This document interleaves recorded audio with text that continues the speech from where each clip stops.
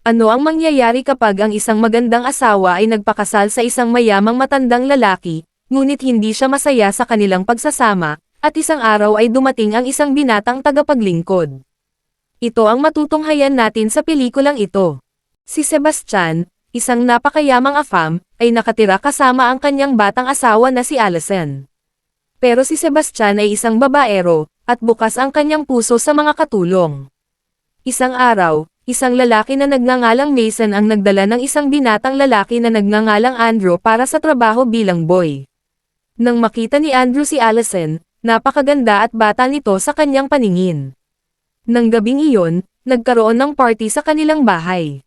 Marami sa mga kaibigan ni Sebastian ang nagiging romantiko at nagsimulang halikan ang kanilang mga kasintahan. Gusto ring halikan ni Sebastian si Allison pero tumakbo siya sa loob. At nagsimulang makipaglaro ni Allison kay Sebastian. Pero sa gitna ng kanilang paglalaro, nasaktan ng bahagya si Sebastian at nagalit siya. Nang makita siyang nagagalit, sinimulan siyang patahanan ni Allison at inaliw siya. Pero naririnig ang kanilang mga boses sa labas. Kaya pumasok din si Andrew nang marinig niya ito. Abala si Sebastian sa paghuhubad ng damit ni Allison ng mga oras na iyon. Kaya nagsimula siyang magalit dahil sa pagpasok ni Andrew. Nang makita ito ni Allison, sinabihan niya ang afam na pumunta sa kwarto para mas maayos nilang magawa ang kanilang mga gusto. Pagkatapos nito, pareho silang pumunta sa silid tulugan at nagsimulang maglaro. Pero naririnig pa rin ang kanilang mga boses sa labas. Sinabi ni Ashley na isa ding katulong kay Andrew na nangyayari ito araw-araw kaya masasanay din siya. Pero dito, nasuka si Sebastian kay Allison. Nagalit siya ng husto dahil dito. Lumapit siya kay Ashley at sinabihan siyang palitan ang damit ni Sebastian. Dito, nagkatitigan sina Andrew at Allison, at nagustuhan nila ang isa't isa. Kinabukasan, nasa tabi ng swimming pool sina Allison at Sebastian. Dinalhan ni Ashley ng juice si Sebastian, pero nang makita siya nito, naging romantiko siya at pumasok sa loob at binigyan siya ng pera. Nang maligo ang afam, pumasok din si Ashley sa banyo at nagsimulang magtalik kasama siya. Pagkatapos nito, pumunta si Sebastian sa kanyang opisina. Nagsimulang uminom si Allison. Nang gabi, nakita niya si Andrew sa swimming pool na naglalaro. Lumapit siya kay Andrew at nahiya si Andrew dahil hindi siya nakadamit. Pero sinabihan siya ni Allison na mag-relax at nag-usap sila ng matagal. Kinabukasan, nang umuwi si Sebastian, nagboteng sila ni Andrew. Habang nag-uusap sila, sinabi ni Andrew na gusto niyang mag-aral sa kolehiyo kaya nagtrabaho siya para kumita ng pera. Nang marinig ito ni Sebastian, sinabi niya, kung magtatrabaho ka ng matapat, ako ang bahala sa iyong pag-aaral. Natuwa ng husto si Andrew nang marinig niya ito. Napagod si Sebastian kaya nagsimulang masahihin ni Andrew ang kanyang mga paa. Nakaupo rin si Allison sa malapit kaya pinagmasdan niya si Andrew dahil nagustuhan na niya ito. Kinabukasan, nagdala si Allison ng mga damit para kay Andrew mula sa palengke at binati rin siya ng maligayang kaarawan dahil kaarawan niya pala. Natuwa rin si Andrew nang makita niya ito. Nang magising siya mula sa pagtulog, nakaupo si Andrew sa kanyang silid. Natakot siya nang makita siya, pero hinila siya nito palapit sa kanya at nagsimulang habarin ang kanyang damit. Pero pagkaraan ng ilang sandali, nagbago ang mukha ni Andrew at naging mukha ni Sebastian. Natakot si Allison at sumigaw ng malakas. Pero nagising siya mula sa kanyang pagtulog, ibig sabihin, nangyari lahat ito sa kanyang panaginip. Lumabas siya ng silid tulugan at nakita niyang hinuhubad ni Sebastian ang damit ni Ashley, ang katulong. Nakaramdam siya ng sama ng loob at lumapit siya at umupo sa tabi ng lawa. Nakita rin siya ni Andrew na nag-iisa kaya lumapit siya at inaliw siya. Medyo gumaan ang loob ni Allison pagkatapos nito. Nang gabi, dumating ang mga kaibigan ni Sebastian. Naging romantiko si Sebastian at hiniling kay Allison na habarin ang kanyang damit sa harap ng lahat. Pero nang tumanggi siya, itinulak siya ni Sebastian. Pagkatapos umalis ng lahat ng kaibigan, tinawag ni Sebastian si Andrew sa silid at nagsimulang habarin ang damit ni Allison sa harap niya dahil ininsulto siya ni Allison sa pamamagitan ng pagtanggi sa harap ng lahat.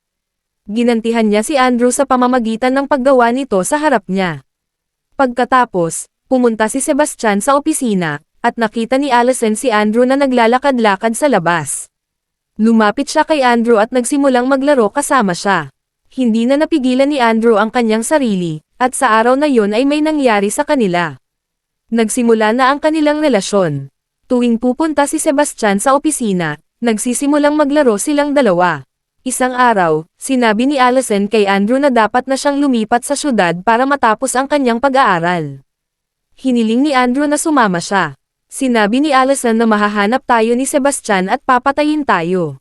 Isang araw, habang natutulog silang dalawa, umuwi ng maaga si Sebastian mula sa opisina. Nakita ito ni Ashley at mabilis na pumasok at sinabihan silang dalawa. Pumunta si Allison sa banyo para maligo. Tumalon si Andrew mula sa bintana at umalis.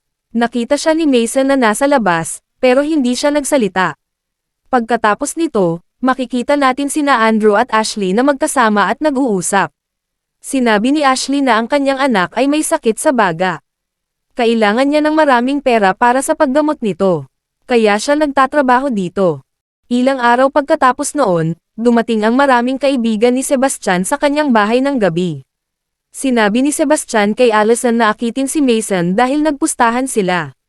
Pero nang marinig ito ni Allison, nagalit siya ng husto at sinampal si Sebastian sa harap ng lahat. Nahiya si Sebastian at sinimulang bugbugin si Allison. Pumasok si Andrew sa pagitan nila at nagalit siya at sinuntok si Sebastian. Pero nagalit din si Sebastian at pinaghahampas si Andrew ng malakas at sinabi kay Mason na patayin siya. Pero nang papatayin na sana siya ni Mason, nagmakaawa siya na aalis na siya sa syudad at sana ay pakawalan na siya. Naawa si Mason sa kanya at umalis. Nawalan ng tiwala si Sebastian sa lahat kaya pinaalis niya rin si Ashley. Pumunta si Ashley kay Andrew at binigyan siya ng pakete kung saan nakalagay ang mga susi ng bahay ni Allison at ilang pera. Nang gabing iyon, pumasok siya sa bahay dala ang isang kutsilyo. Nang makapunta siya sa silid tulugan, nakita niyang sinusubukan ni Sebastian na galawin si Allison. Sinalakay ni Andrew si Sebastian. Ngunit gumanti si Sebastian at sinimulang bugbugin siya. Pero sinaksak naman ni Allison si Sebastian mula sa likuran gamit ang kutsilyo at pinatay siya. Sabay nilang inampake ang katawan ni Sebastian at itinapon ito sa tubig. Pero nang makarating sila sa dalampasigan, nandoon si Mason. Lumapit si Allison sa kanya at hinalikan siya. Nagulat si Andrew. Sinabi ng mga ito kay Andrew na plano lang nilang lahat ito para makuha ang pera ni Sebastian. Binaril ni Mason si Andrew. Pero pagkatapos niyang patayin si Andrew, binaril din ni Allison si Mason, dahil gusto niyang maging siya na lang ang may-ari ng lahat. Naging kanya na ang lahat ng pera, ari-arian, at negosyo ni Sebastian. Dito na nagtatapos ang pelikula.